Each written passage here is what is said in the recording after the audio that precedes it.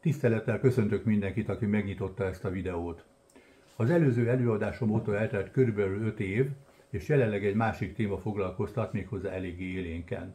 Pillanatilag nem láttam lehetőséget arra, hogy élőben, közönség előtt mondjam el a gondolataimat, ezért inkább egy videó elkészítése mellett döntöttem, és reménykedem, hogy minél többen megtalálják.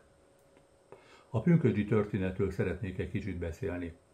Nem annyira teológiai szempontból, bár bizonyára sokan teológiai kérdésként fogják fel ezt a történetet és annak minden vonatkozását, de most egyszerűen szeretném megvizsgálni, milyen eseményeket rejteget ez a balladai homályba burkolódzó leírás.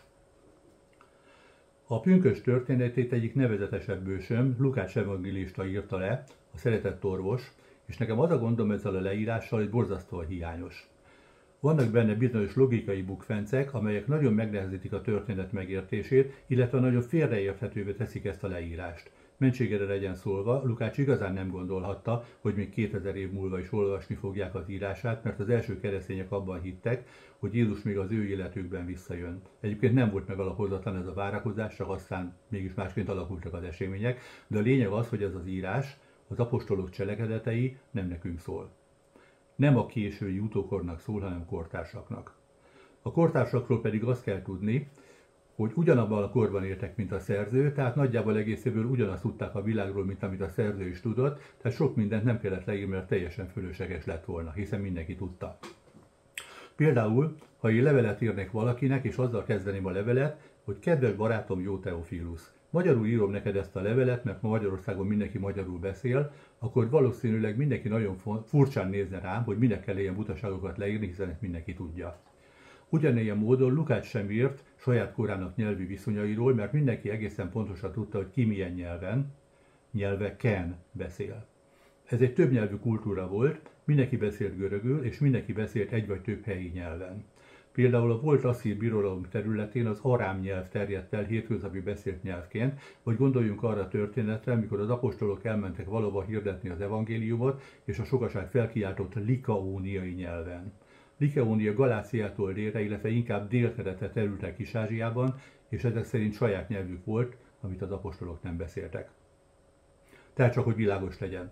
Minden nép megtartotta a saját nyelvét, és második nyelvként mindenhol átvették a görög nyelvet. Közvetítő nyelvnek, illetve közlekedő nyelvnek nevezzük ezeket a nyelveket, amelyek akár spontán módon, akár mesterséges beavatkozásra közös nyelvekké váltak. Van erre példa a közelmúltból is, a Szovjetunió. Mindenki beszélt oroszul, mert muszáj volt, de minden nép megőrizte a saját nyelvét. A jelek szerint ez nem érdekelte a kommunistákat, a magyar iskolák is zavartalanul működtettek Kárpátalján a kommunista korszakban. Mai példa a többnyelvűsége Dél-Afrika, ahol 2 közlekedő nyelvet is használnak, az egyik az angol lebutított változata, a másik pedig a 3 legnagyobb törzsi nyelv keveréke. Ez itt Nagy Sándor birodalma, Krisztus előtt 330 környékén, és ez megegyezik a koiné görög nyelv elterjedési területével. A koiné azt jelenti, hogy közös, ez volt az a közös nyelvjárás, amit mindenki megértett. Ez az a nyelv, amelyre a Krisztus születését megelőző utolsó évszázadokban az Ószövetséget lefordították, és ezen a nyelven írták le az apostolok az Új Szövetséget, mert biztos számíthattak arra, hogy ezt a nyelvet mindenki megérti. Később a rómaiak elfoglalták a Balkánt, Kis-Ázsiát, a Földközi-tenger keleti partvidékét és ezzel együtt Izraelt, valamint Egyiptomot. Ezt követően a görög nyelv az egész római birodalomban elterjedt, tehát elmondhatjuk, hogy az Atlanti-óceántól India nyugati határaiig mindenhol beszélték a koiné görög nyelvet. Tehát ezeknek az embereknek nem voltak kommunikációs problémáik, bárki tudott beszélni bárkivel. Ezt mindenképpen meg kell értenünk és tudomásul kell vennünk, ha meg akarjuk érteni a pünkösdi eseményeket. A másik szempont, és erről sem szabad megfeledkeznünk, hogy Lukács nem volt szemtanú. Nem is volt zsidó.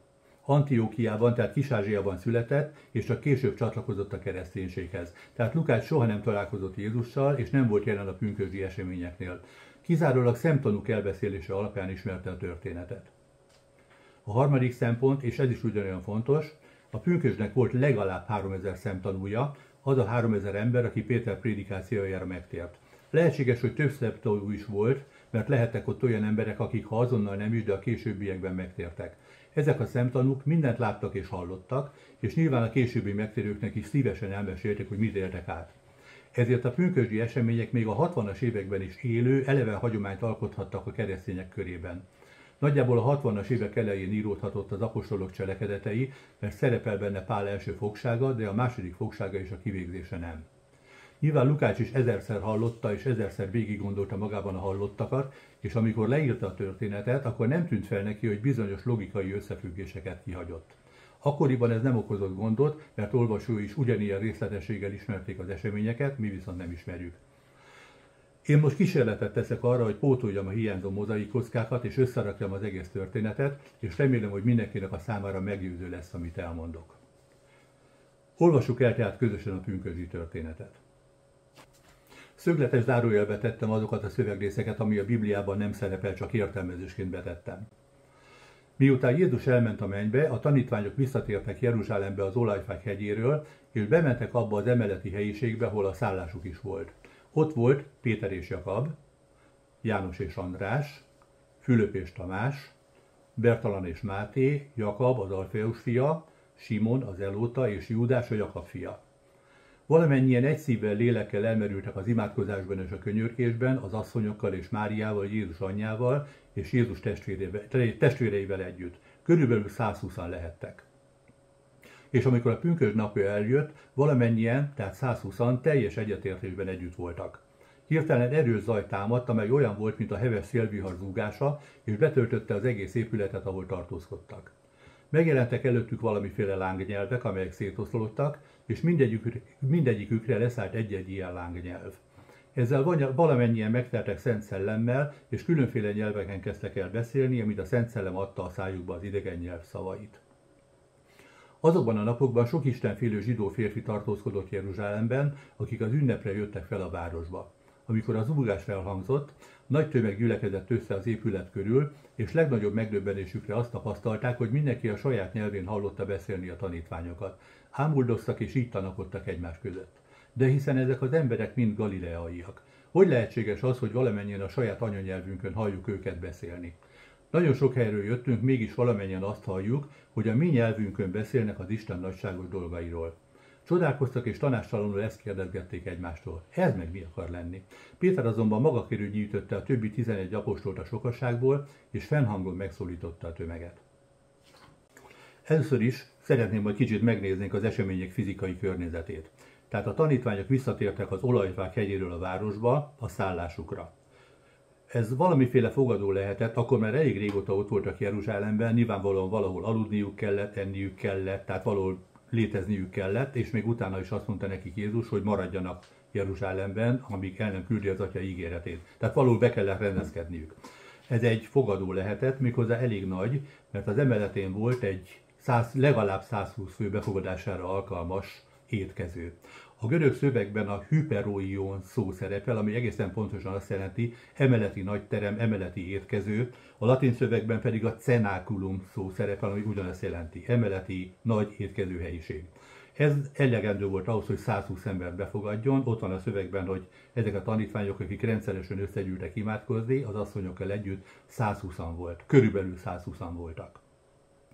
Ezen kívül tehát ez egy nagy létesítmény lehetett, nyilván hálószobákkal, ezen kívül istállóknak is kellett lenniük, hogy az állatokkal érkező utazóknak az állatairól tudjanak gondoskodni, és az épületet egy nagy szabad terület vette körül. Amikor az zúgás felhangzott, több ezer fős tömeg gyűlt össze az épület körül, az óváros szűk Girbegurba utcán ez lehetetlen lett volna, tehát én azt mondom, majdnem biztosan kimerem jelenteni, hogy ez a városfalon kívül volt. Ez a létesítmény, a városfalon belül megengedhetetlen luxus lett volna ekkora területet szabadon hagyni. Egyébként az ókori és a középkori városoknál elterjedt jelenség, általános jelenség volt, hogy a városfalon kívül is élnek emberek. A városfal véglegesen lehatárolta a területet, amit bezárt.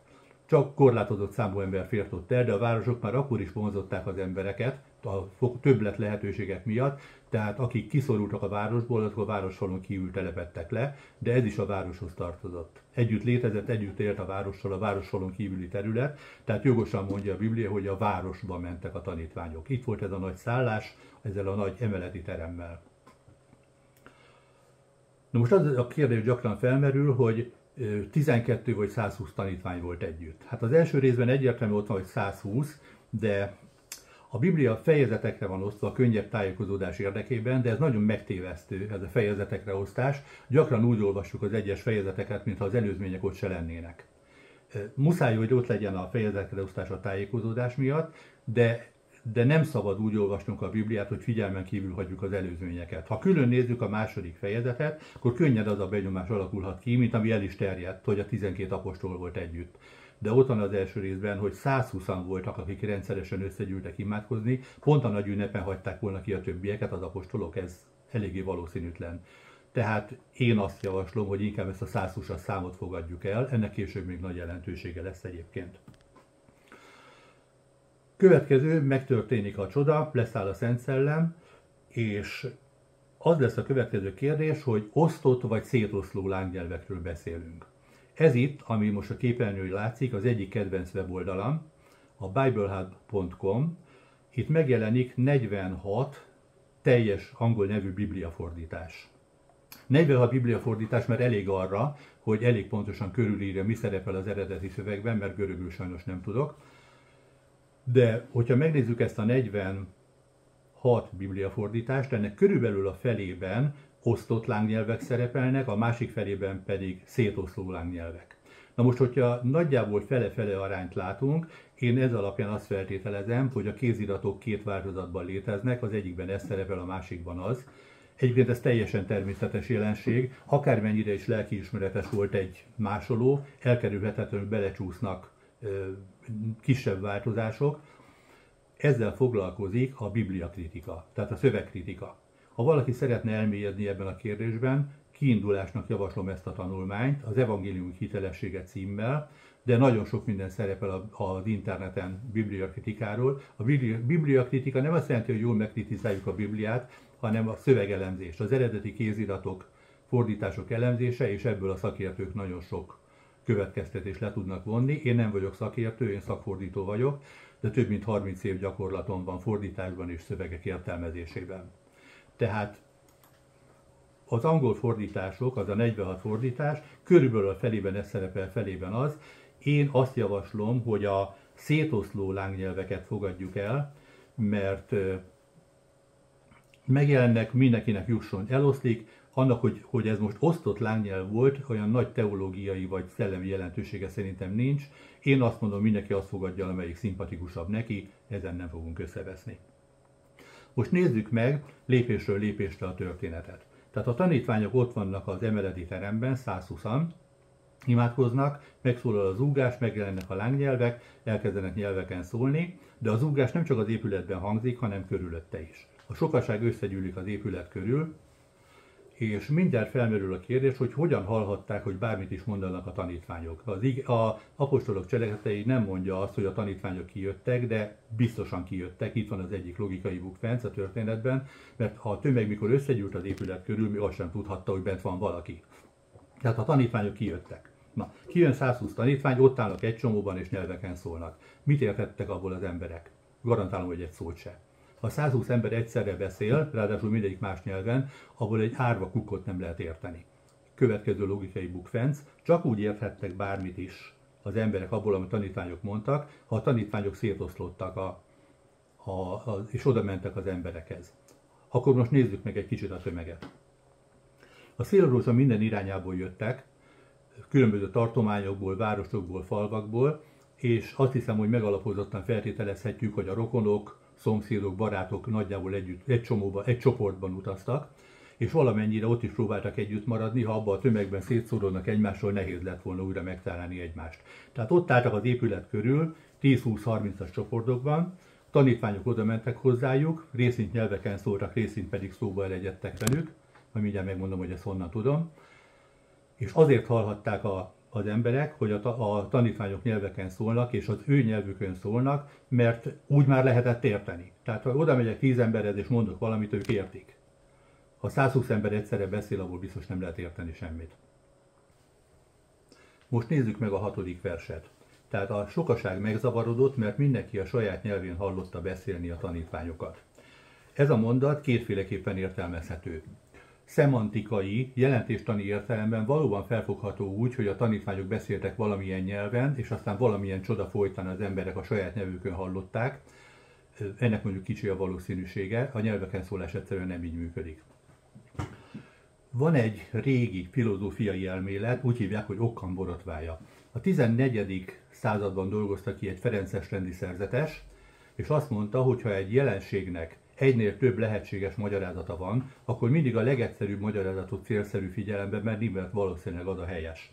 Na most ez nem egy exakt tudományos magyarázat, de a gyakorlatban általában bejön. Hát gondoljunk bele, én beszélgetek valakivel, és magyarul hallom az illetőt beszélni, akkor nem az lesz az első gondolatom, hogy az illető hottentottául beszél, csak valamilyen csoda folytán magyarul hallom. Az lesz az első gondolatom, hogy az illető magyarul beszél, és azért hallom magyarul.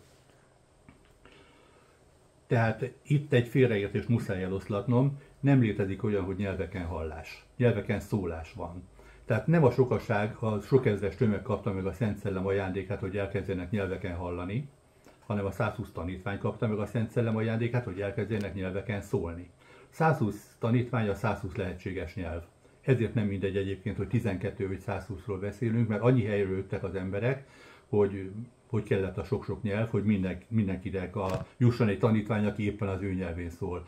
Annyi hatalmat azért már feltételezhetünk a Szent Szellemről, hogyha az egyik tanítvány oda megy egy csoporthoz, akkor pont azt a nyelvet kapja, amilyen nyelven azok az emberek beszélnek. Ezen kívül szeretném ezt még alátámasztani azzal, hogy a 46 angol nyelvű Biblia fordításból, pillanat, mindjárt mutatom, 45 ugyanezt a kétféleképpen értelmezhető mondatot tartalmazza. Ez azt mondja nekem, hogy az eredeti szöveg egységes, az eredeti kéziratok egységesek, és mindegyik görög nyelvű kézirat ezt a kétféleképpen értelmezhető mondatot tartalmazza. De van egy fordítás, ami ebből szempontból rendkívül érdekes. Az arám nyelvről készítettek egy angol nyelvű bibliafordítást, és ezt érdemes egy kicsit tanulmányozni. Az arám szöveg azért nagyon érdekes, mert az arám fordítás gyökerei egészen a II. Századig visszanyúlnak, a II. Századot pedig csak egy paraszthajszál választja el az apostoli kortól. A II. Század második felében még élhettek olyan idős emberek, akik személyesen találkoztak János apostollal, mert János 99-ig élt. Élhettek nagyon sokan olyan keresztények, akik ismertek olyan keresztényeket, akik még az első században születtek, tehát az apostoli korban, tehát magukba szívták az apostoli kornak minden tudását, mindent, amit elmondtak az apostolok, hogy főleg János, mert a többi apostol sokkal korábban meghalt, hogy mit látott, mit hallott, mi történt. Tehát a II. Században az akkor élő keresztények egészen pontosan tudták, hogy mi történt 100 évvel korábban. Mint ahogy nekünk is vannak történeteink a 19. századról, hogy akkor mi történt, úgy nekik, ők még közelebb voltak az apostoli korhoz. Tehát amikor az arám fordító kézbe vette a görög szöveget, valószínűleg magának sem adott számot arról, hogy miért nem ezt a kétféleképpen értelmezhető mondatot írta le, hanem azt írta le, mutatom. A sokaság meglepődött, mert valamennyien hallották, hogy a tanítványok az ő nyelvükön beszélnek. Ha megnézzük a 11. verset, szintén az arám nyelvű fordítást megkeresem. Krétaiak és arabok, íme halljuk azokat, akik a mi saját nyelvünkön beszélik az Isten csodáit. Tehát nem azt mondja, hogy a mi nyelvünkön halljuk őket, hanem halljuk, hogy a mi nyelvünkön beszélnek. Ezért merem kijelenteni, és Occam borotvájának alapján, hogy szó sincs nyelveken hallásról, hanem ezek a tanítványok azokon a nyelveken beszéltek, amelyeket a tömeg tagjai beszéltek, és hát nyilván megfelelően szétoszlottak, hogy tudjanak beszélni az emberekkel. Van itt még egy érdekes kérdés, honnan tudták, hogy a tanítványok galileaiak? Amikor Péter megtagadta Jézust, ott ült a tűznél, ezt mondták neki, de hát te is közéjük tartozol, hát a beszéded is elárul téged. A galileaiaknak volt egy nagyon erős tájszólásuk. Galilea sorsa akkor pecsételődött meg, amikor az asszírok elvitték az északi Tis törzset fogságba, és pogány népeket telepítettek be a helyükre. Ezek a pogány népek felvették a zsidó vallást, mert a pogány gondolkodásban mindig annak a földnek az istenét kell imádni, ahol éppen élnek, különben a helyi istenség bosszút áll rajtuk. Egyébként Jézus korában még mindig több pogány élt Galileában, mint zsidó. És az a kevert lakosság kialakított egy nagyon erős tájszólást, ami letagadhatatlanul megjelölte ezeket az embereket, ezért tudta a tömeg, hogy hogy galíciai emberekről van szó, és ebből tudom, hogy nem csak nyelveken szóltak, mert nyilván nem tájszólásban szóltak volna nyelveken, hanem beszélgettek is az emberekkel, elmondták, hogy mi történik, most teljesedik be Jóel proféciája, nyilván beszéltek Jézusról, hogy meghalt, feltámadt, elment a mennybe, és most elküldte a Szent Szellemet, ami mostantól kezdve minden hívő számára elérhető. Azért úgy gondolom, hogy az egész történet sokkal hosszabban játszódott le, mint ahogy itt most 3 mondatban le van írva. Hát idő végül is volt, hát az emberek ott voltak, ünnepelték a pünkösdöt, tehát nem volt akadálya annak, hogy ez hosszabb ideig beszélgessenek az emberekkel. Egy-két téves elképzelést még meg kell, hogy említsek. Van egy olyan elképzelés, hogy a nyelveken szólás olyan, mint az épülő ház mellett az állvány, és ha felépül a ház, akkor az állványra már nincs szükség. Ez az a helyzet, hogy Pál apostolnak van egy mondata az 1. Korintusz levél 14. részében, hogy a nyelvek jelül vannak nem a hívőknek, hanem a hitetleneknek. Tehát ez alapján valóban fel lehet úgy fogni, hogy a nyelveken szólás segítette a gyülekezet vagy az egyház megszületését, de hogy utána ne lenne rá szükség, az csak akkor lenne igaz, ha az esemény csak egyszer történt volna meg. De nem csak egyszer történt meg, azóta is időnként megtörténik, hogy a Szent Szellem ismert nyelvet ad. Hát ez történt például 1906-ban Los Angelesben, mikor volt az Azusa utcai ébredés, ott nagyon sokszor ismert nyelven szólaltak meg az emberek a gyülekezetben. Hát például voltak ott bevándorlók, akik egyáltalán nem tudtak angolul, és az amerikaiak sehogy se tudtak velük szót érteni, de néhány egyszerű, tanulatlan amerikai megkapta nyelveken szólásban a nyelvüket, és rajtuk keresztül az Úr tudott szólni ezekhez az emberekhez is. A szüleim és a nagyszülőim generációja meglehetősen ellenségesen viszonyult a pünkösdiekhez. Valami személyes sérelem lehetett a dolog mögött, önmagában a teológiai nézetkülönbségek nem indokolnak ilyen indulatokat, de erről a szüleim soha nem beszéltek. De egyszer anyám elmesélt egy történetet, mely szerint egy nő elment misszionáriusként egy idegen országba, de nem beszélte annak a népnek a nyelvét.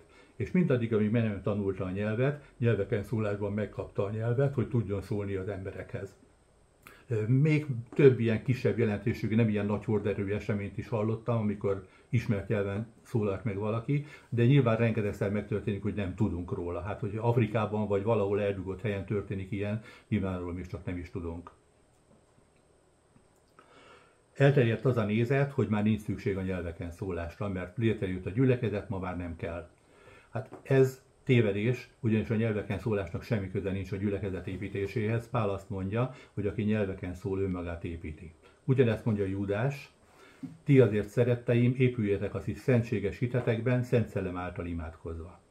Hogyha csak a gyülekezet létrejöttéhez lett volna szükség nyelveken szólásra, akkor feltehetem a kérdést, hogy Pál miért szólt nyelveken. Elvégre, amikor Pál megtért, akkor már létezett a gyülekezet. És nem tudunk arról, hogy Pálnak a nyelveken szólására bárki is megtért volna, pedig Pál azt mondja, hogy hálát adok az én Istenemnek, hogy mindannyiótoknál inkább szólok nyelveken. Akkor miért kellett Pálnak nyelveken szólnia, ha már létezett a gyülekezet? Tehát a nyelveken szólásnak egyrészt valóban van egy olyan funkciója, hogy ha a Szent Szellem ismert nyelvet ad, akkor az jelként szolgál a hitetleneknek, egyébként pedig a saját szellemi épülésünkre szolgál.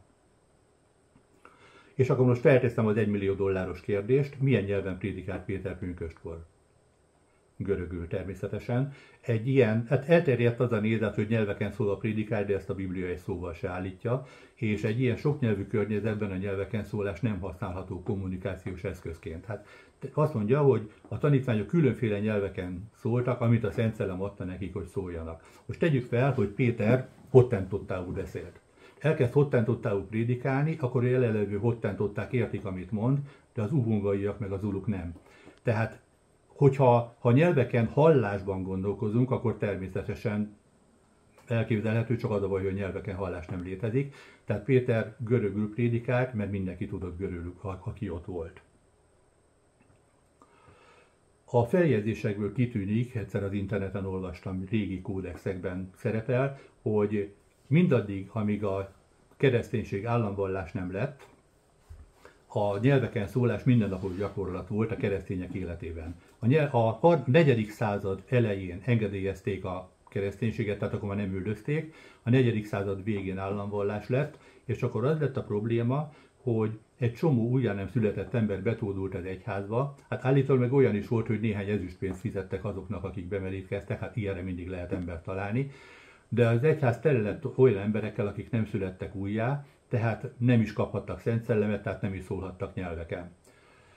Amerikában egyszer beszélgettem valakivel, aki nagyon magas felelős beosztásban dolgozott, és elmondta nekem, hogy őt nem igazán érdekli az Isten meg a templom, mégis kénytelen templomba járni, különben pillanatok alatt ráfogják, hogy kommunista, és akkor nem maradhat meg az állásában. Valami hasonló történhetett a 4. században. Érdekből, pozíciók miatt, emberek véleménye miatt rengetegen közölték, hogy ők keresztények, pedig nem is azok voltak. Az egyház szellemileg lényegében meghalt, megsemmisült, egy világi szervezet jött létre a helyére, és a nyelveken szólás körülbelül 1500 évre háttérbe szorult. Amikor volt a Wesley-féle ébredés, a feljegyzések szerint az emberek különös hangokat hallattak, de nem írták le, hogy mi volt az. Valakik azt feltételezik, hogy ez nyelveken szólás lehetett, de ezt már természetesen soha nem fogjuk megtudni, mert ez a feljegyzésekből nem derül ki. A 19. század, tehát az 1800-as évek első harmadában szorványosan megjelent sok helyen a nyelveken szólás, de az akkori vallási vezetők szigorúan elfojtották ezeket a megnyilvánulásokat. Közölték, hogy Isten ma már nem tesz csodákat, tehát ez nem lehet az Istentől, ez csak az ördögtől lehet. Na most, ez az, amitől óvaintek mindenkit, hogy ilyet mondjon.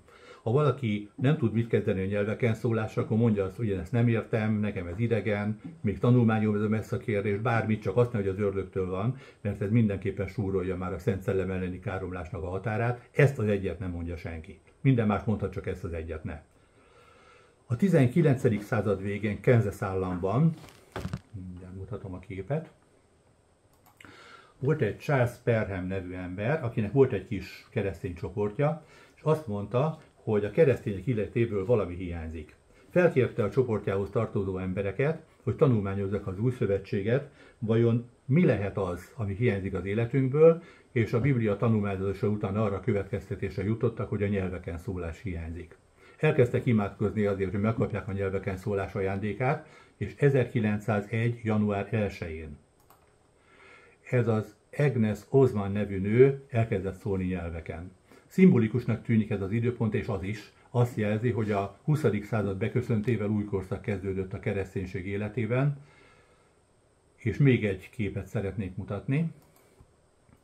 William Seymour, ő vezette 1906-ban Los Angelesben az Azusa utcai ébredést, ez volt az egyik központja a pünkösdi karizmatikus ébredésnek, ami az egész világra elterjedt. Nem mindennapi csodák történtek itt, rengeteg különféle ismert nyelven szólaltak meg emberek. Misszionáriusokat küldtek ki sok helyre, azt képzelték, hogy ez mindig úgy lesz, hogy pont az adott nép nyelvét fogják megkapni. Hát hamar rá kellett jönni, hogy ez nem így működik, mert előfordulhat, de azért erre nem lehet számítani.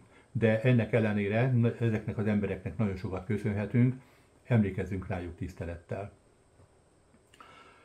Azóta, 1900. január 1-e óta zajlik a világtörténelem legnagyobb ébredése. 650 millió pünkösdi karizmatikus keresztény él ma a világon, és csak az elmúlt 5 évben körülbelül 50 millióan nyertek üdvösséget.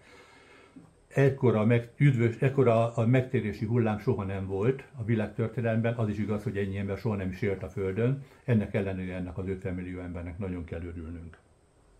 Azt még el kell mondanom, hogy a pünkösdi karizmatikus mozgalom soha nem volt egységes, az első pillanattól kezdve különböző irányzatok alakultak ki. Újra előkerül a szombat meg a disznóhús kérdése. Tréfásan azt szoktam mondani, hogy szombaton nem szabad disznóhúst tenni. Én úgy gondolom, hogy az új szövetség kellően tisztázza ezeket a kérdéseket. Jézus világosan megmondja, hogy amit az ember megeszik, az nem fertőzi meg az embert, mert ugyanoda kerül minden, bármi is az, amit az ember eszik. Pál mondja, hogy Istennek minden teremtett állata jó, és semmi sem megvetendő, ha hálaadással élnek azzal. Teljesen fölösleg ezzel foglalkozni. Ha valaki nem szereti a disznóhúst, ne egye meg, de egyébként szellemi megfontolásokból nem kell elutasítani.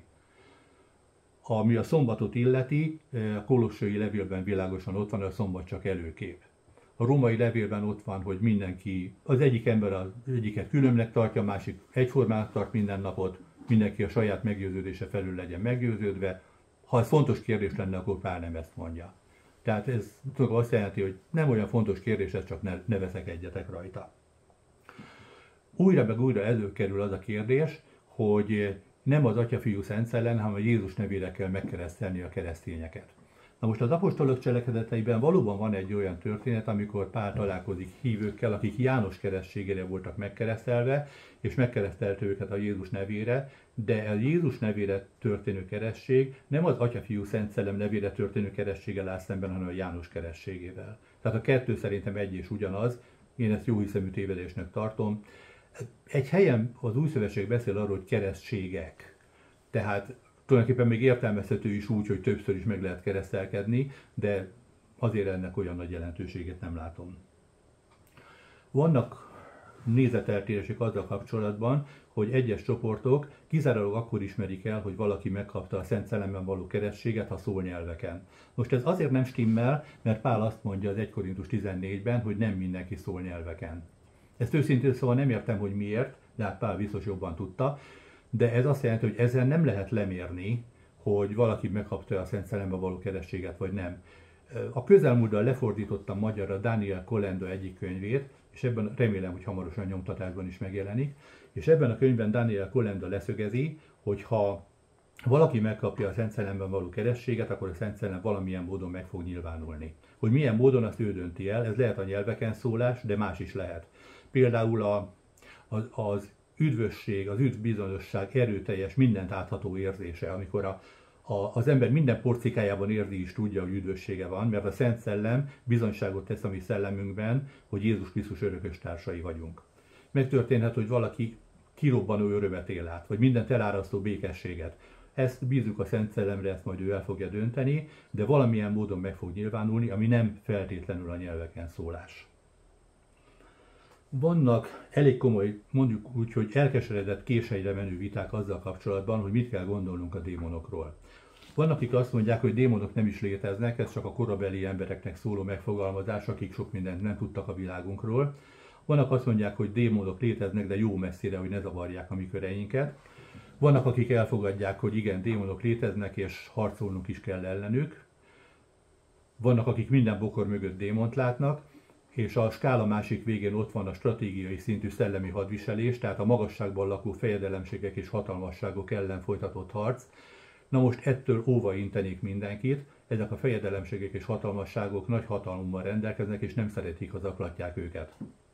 Csak akkor szabad ilyen stratégiai szintű szellemi hadviselésbe belemenni, ha valaki kifejezett elhívást kapott erre, ha valaki nem kapott erre elhívást, akkor felejtse el az egészet és kerülje el, mint a tüzet, mert nagyon-nagyon veszélyes. 30 évvel ezelőtt lefordítottam magyarra C. Peter Wagner Területi Szellemek című könyvét, és már abban is benne van, hogy ez nagyon veszélyes tevékenység, nem szabad meggondolatlanul belevágni. Ha valaki nem kapott erre kifejezett elhívást, kerülje el, mint a tüzet. Nos, annak ellenére, hogy ilyen jelentős nézetkülönbségek vannak, ez a pünkösdi karizmatikus mozgalmat egységesíti az a hit, hogy a Szent Szellem ma is aktívan tevékenykedik közöttünk és bennünk, és ezt nem lehet eléggé nagyra értékelni, ami történik 1901. január 1-e óta. Emlékezzünk nagyon nagy tisztelettel a hősökre, akik elindították ezt a mozgalmat, és azt javaslom, hogy próbáljuk meg minél többet elsajátítani abból, amit ők tettek, és minél többet megkapni a Szent Szellemből, minél közelebb kerülni hozzá. És köszönöm mindenkinek a figyelmet, aki végignézte a videót, aki nem nézte végig, azt kezdje előről és nézze meg még egyszer. Köszönöm szépen!